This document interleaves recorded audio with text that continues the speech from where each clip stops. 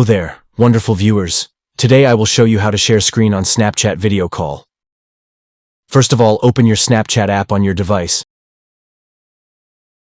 Then go to the chat section. Now open the chat of the person whom you want to video call.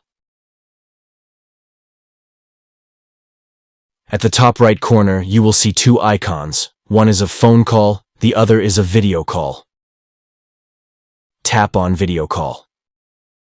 Now at the bottom, you will see bunch of options. At the right side, you will see this arrow icon.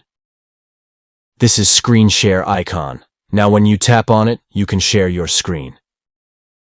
If you tap on photos from here, then the other person will see you gallery.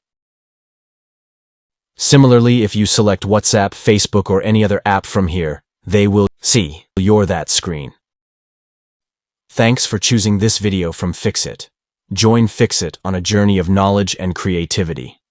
Remember to subscribe and click the bell icon so you don't miss any Fixit magic. Did this video help you?